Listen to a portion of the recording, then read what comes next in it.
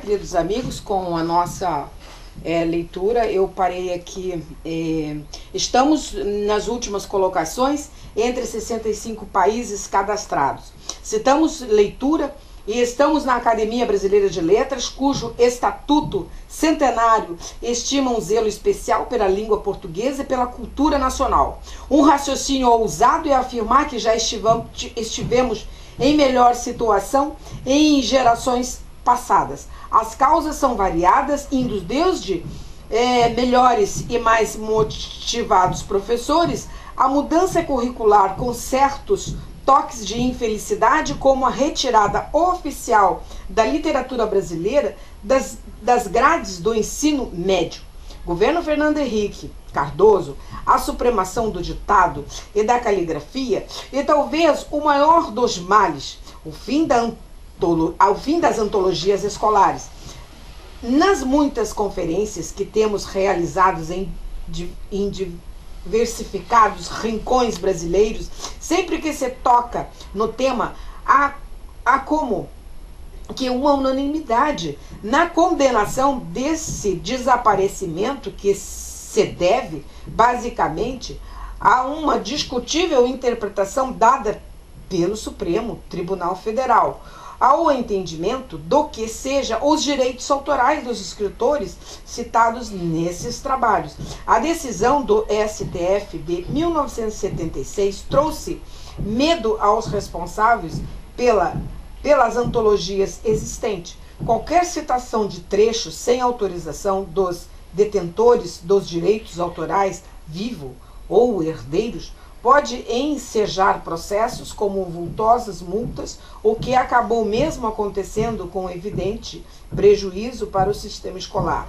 Devemos tratar o assunto como gostam os juristas, dentro de uma linha da mais absoluta impessoalidade. Herdeiros brigam entre si pela partilha. O resultado é a proibição do uso de qualquer parte da obra de um grande poeta, por exemplo. O desafio foi feito pela romancista Lígia Fagundes Telles numa apreciada conferência realizada na Academia Brasileira de Letras, quando discorria sobre a possível infidelidade de Capitu. Pediu que liderássemos uma cruzada favorável à língua portuguesa, sua fundamental ferramenta de trabalho. Disse Lígia: não se pode mais conviver com tamanha barbaridade que são ditas e escritas por aí. Chegamos a esse ponto por uma série complexa de fatores. A precária capacitação dos professores, os seus baixos salários, o elevado preço da capa dos livros, a valorização da civilização eletrônica e a destruição das antologias escolares são elementos que podem ser descartados no lamentável processo de desconstrução do nosso idioma. Vamos insistir na análise do caso das antologias, os seus efeitos na educação brasileira. Outro dia, lemos uma entrevista do escritor Antônio Torres, em que ele elogiava sua professora Tereza no primário de uma escola rural de Junco, no interior da Bahia, que o fazia ler alto a saleta escolar. Foi assim que teve o seu primeiro e fascinante encontro com Castro Alves, Gonçalves Dias e Machado de Assis. A burocratização do acesso ao conhecimento que complicou a vida dos antologistas, desestimulando as editoras a produzir essas obras, o resultado é que escritores contemporâneos deixaram de ser quase preferidos em benefício daqueles que viveram há mais de 70 anos e que se encontram em domínio público, sem o drama dos direitos autorais ou da licença, que em geral são negadas pelos detentores dessa riqueza cultural. No jornal O Globo, de 30 de janeiro de 2011, o acadêmico Ledo Livro escreveu uma crônica contundente sobre o direito de imagem. Vale a pena acompanhar o raciocínio irado do grande sonetista. A atual legislação me proíbe de publicar as incontáveis fotos que possuo de Manuel Bandeira. Proíbe-me de usar até mesmo aquelas em que estou ao lado. Proíbe-me ainda de divulgar as cartas de Clarice Lispector.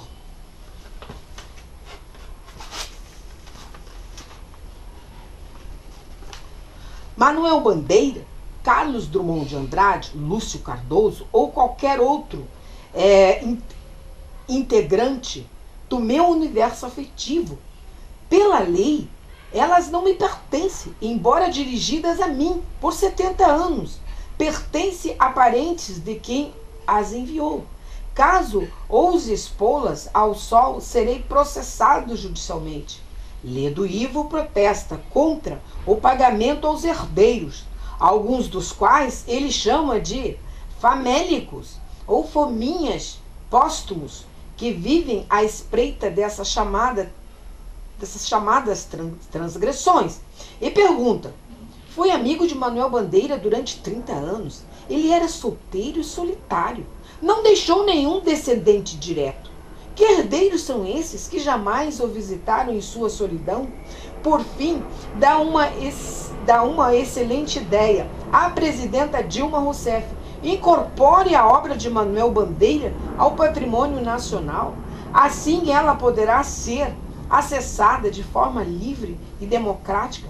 Talvez seja o melhor caminho para a abertura desses ferrolhos literários. Eu concordo plenamente com esse texto do meu querido amigo, poeta, Ledo Ivo, que foi ocupante da cadeira 10 da Academia Brasileira de Letras. Ele tem toda a razão. Só que eu ainda acrescento mais. Ledo Ivo, deixa eu acrescentar mais aqui, meu amigo. É o seguinte, nós temos que colocar todo o acervo, sim, da Academia Brasileira de Letras para servir o país. Eu vejo dessa forma, porque tem uma riqueza lá de cultura, sabe? Que é uma coisa extraordinária. Você coloca o pé na Academia Brasileira de Letras, você respira a cultura. Agora, eu vejo assim, gente, eu vejo que toda essa poesia, Olavo Bilac, Manuel Bandeira, Machado de Assis, Lalali, Lalalá, Camões, meu Deus, nós temos, olha, vocês não têm ideia, com isso nós resolvemos o problema da educação nesse país. Agora, presidenta Dilma, olha só, aceite, olha aqui, ó, aqui nós temos aqui 2 agendas com todas essas ideias para esse país brilhar na educação. Então, se a senhora puder assistir esse vídeo, se a senhora puder atender esse pedido desse acadêmico, desse genial pensador, escritor, que aonde ele está agora, ele está felicíssimo com esse movimento dessa juventude. Essa juventude está sedenta, sim, por conhecimento, e o conhecimento está nos livros, está na literatura. E através dos livros, através da literatura, nós temos que explicar para o povo brasileiro que eles podem crescer, eles podem se desenvolver, porque o saber é ler, e ler é poder, porque quando você tem cultura, quando você tem educação, você fala de igual para igual, exatamente isso, sabe? É a igualdade social. E a gente está nesse abismo dessa educação por manipulação, exatamente, porque a sociedade deixa se manipular, mas agora acabou isso. Agora o negócio, é a ordem e o progresso na educação. Então, gente, é o que nós temos que fazer. E colocar, e ler, gente, ler. A gente tem a internet. A internet é um instrumento extraordinário, poderosíssimo, mas a gente aprende mesmo lendo, porque além de você alimentar o seu... Olha, deixa eu falar aqui. Além de você aí jovem, você mãe, pai que estão me ouvindo, além de alimentar o intelecto, a leitura nos traz conhecimento, nos acalenta a alma, faz a gente pensar, faz a gente mudar, faz a gente evoluir, faz a gente se inovar, gente. É isso que nós precisamos. E isso tudo está onde? Na leitura. Então é a base, é a base. E na época que eu estudei nas escolas públicas, o professor pegava um livro do governo e marcava assim, marcava X páginas. Os livros do governo na minha época, quando eu estudei em escola pública, eram livros mais finos. Mas tinha ele dava 3, 4 páginas ali, ó, estuda, faz na época era composição, que hoje é redação, e fala o que você achou, o que o autor quis dizer, isso valia nota. E aí a professora chegava, dava o dever de casa, aí a gente chegava em casa, brincava, estudava e trazia o dever. E o dever da casa tinha que ser tudo muito lindo. Não era para ter nada borrado, porque o caderno tinha.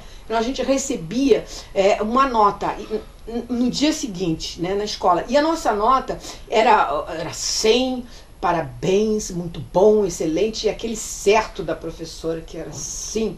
E era muito legal. Eu tinha coleção. Na parte de literatura eu tinha coleção, e eu colecionava com meus amigos, incentivava os meus amigos, vamos ler, vamos lalali, e aí eu comecei com teatrinho na escola, essas brincadeiras, que a literatura nos leva por esse caminho, gente.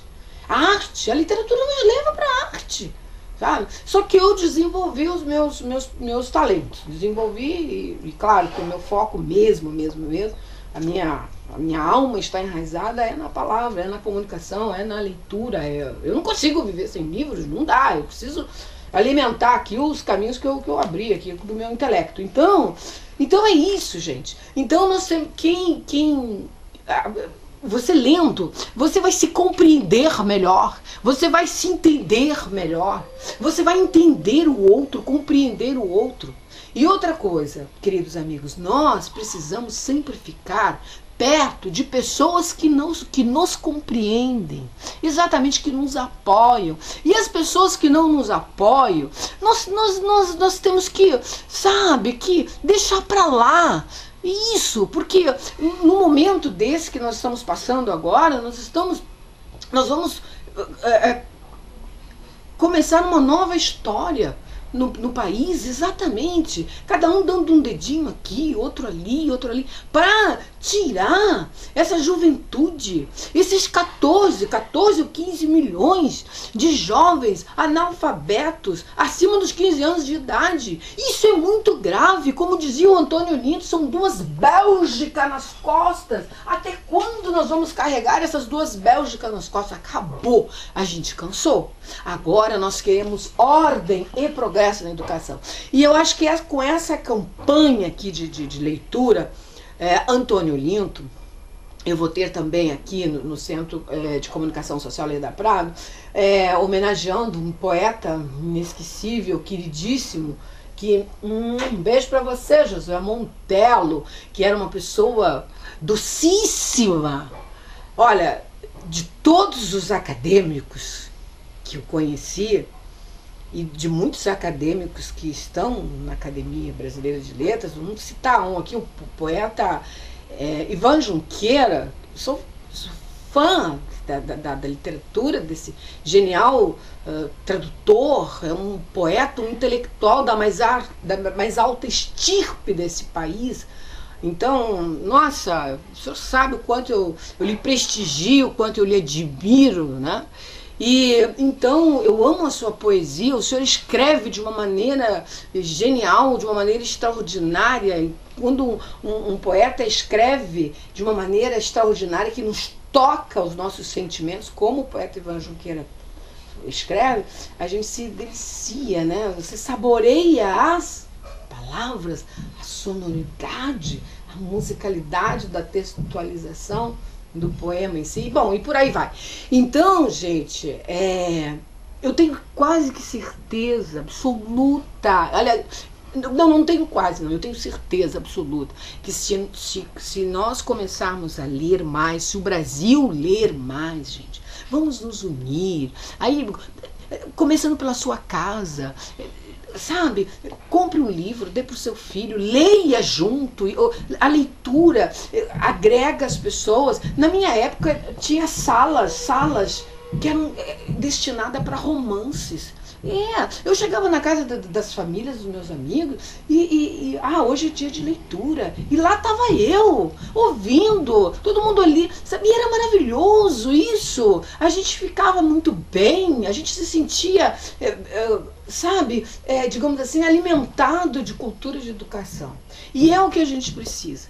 E a Academia Brasileira de Letras, essa casa tão preciosa de Machado de Assis, sempre se esforça de uma maneira maravilhosa, os acadêmicos se esforçam também, e a sociedade, ela serve a sociedade, mas é a sociedade que tem que ir lá visitar a Academia Brasileira de Letras, você tem que ir lá conhecer as visitas guiadas, as escolas, as universidades, os professores têm que tomar a iniciativa, exatamente, e visitar a academia, visitas guiadas para escolas públicas, para conhecer a obra de Machado de Assis, você tem que conhecer os poemas de Cruz e Souza, de Camões, de Fernando Pessoa, tem de Castro Alves, Olavo Bilac, lalali, lalalala. Gente, essa é a Academia Brasileira de Letras.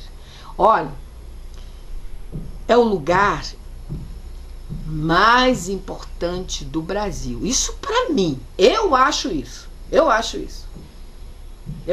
porque eu sempre me doei para a academia e vou me doar sempre. Em memória de Machado de Assis, sabe? Porque eu gosto muito, eu gosto muito daquela casa, gosto demais. Só o fato de estar lá, de participar de uma palestra, de cumprimentar os acadêmicos, daquela convivência, daqueles 2 dedos, 3 dedos de prosa que a gente tem, já soma muito para o Brasil e para a minha intelectualidade, para manter a intelectualidade, porque a gente tem que a convivência. Que a gente aprende, né? E ali a gente está naquela convivência e eles são atenciosos, os acadêmicos, eles são super atenciosos, são homens elegantes, são pessoas sábias, né? E quem tem a sabedoria é inteligente, é fino, é elegante e por aí vai. Então, amigos web espectadores, vamos tocar em frente. A nossa campanha aqui de leitura, Antônio Linto, com poesias na parte poética, Josué Montello, de Vinícius de Moraes, de Fernando Pessoa, de Camões, de Manuel Bandeira e por aí vai. O Brasil precisa ler e nós estamos aqui para servir a sociedade e o povo brasileiro com muita ordem e muito progresso na cultura e na educação. Porque o povo brasileiro, para encerrar aqui, gente, só vai ter progresso se ele tiver cultura, se ele tiver educação. Aí sim, nós vamos ter um país de todos e vamos ter uma sociedade mais consciente e muito mais feliz. E muito mais feliz e muito mais consciente do que eu estou fazendo pelo meu país. Eu volto com muito amor, com todo o meu amor, pela arte da palavra, da escrita e pela comunicação social para servir o país. Eu volto com muito mais alegria, amor, felicidade, cultura, satisfação, emoção, com essa mensagem de amor e de esperança, que nenhum de nós é tão mais importante quanto todos nós juntos, pela pátria amada Brasil. Um grande beijo e eu volto no próximo programa, aqui na nossa campanha Ler, para o povo aprender, a crescer, a se desenvolver, a se compreender e a conhecer a própria história do Brasil. O Brasil com amor fica por aqui. Tchau!